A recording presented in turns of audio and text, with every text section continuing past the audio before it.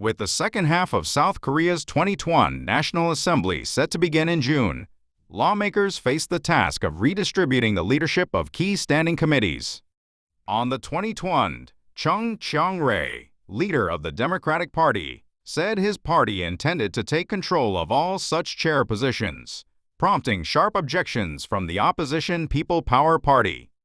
At the center of the dispute is a fundamental question: why do these roles matter so much?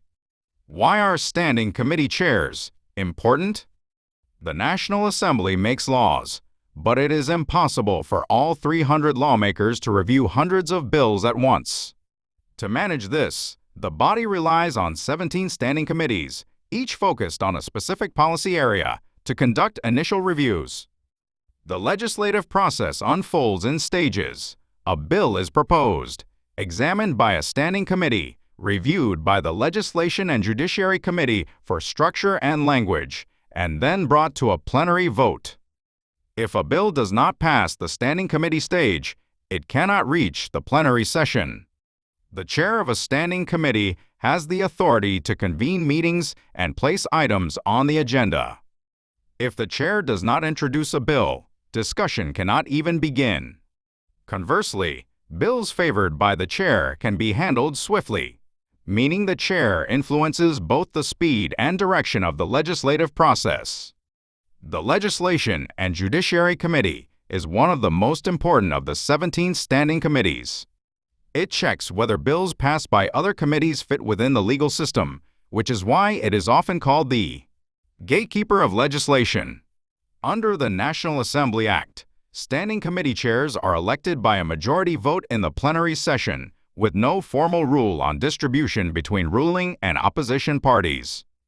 Traditionally, the Speaker's position has gone to the ruling party, while the opposition has led the Legislation and Judiciary Committee, a practice seen as a way to maintain institutional balance. How do other countries do it?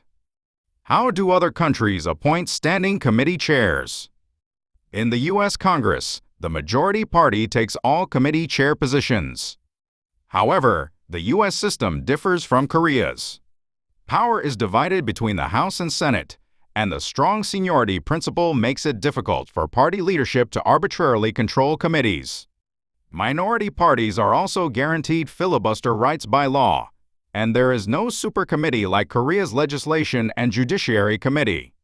In Germany, committee chair positions are distributed among parties in proportion to their number of seats, according to formal rules. This reduces the likelihood of parliamentary operations stalling due to failed negotiations, and smaller parties are guaranteed chair positions proportionate to their representation.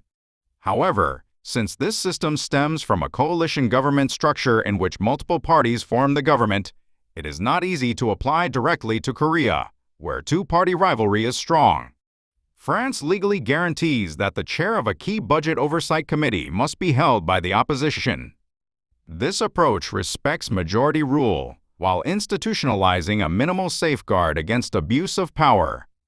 In Korea, there have been continuous calls to define the distribution of committee chairs in the National Assembly Act, similar to Germany and France, rather than deciding through power struggles each time. But neither side has shown any sign of giving up the current system, which benefits whichever party holds the majority. As the 2020 National Assembly moves past its midpoint, it is still unclear how the Democratic Party and the People Power Party will reach a compromise.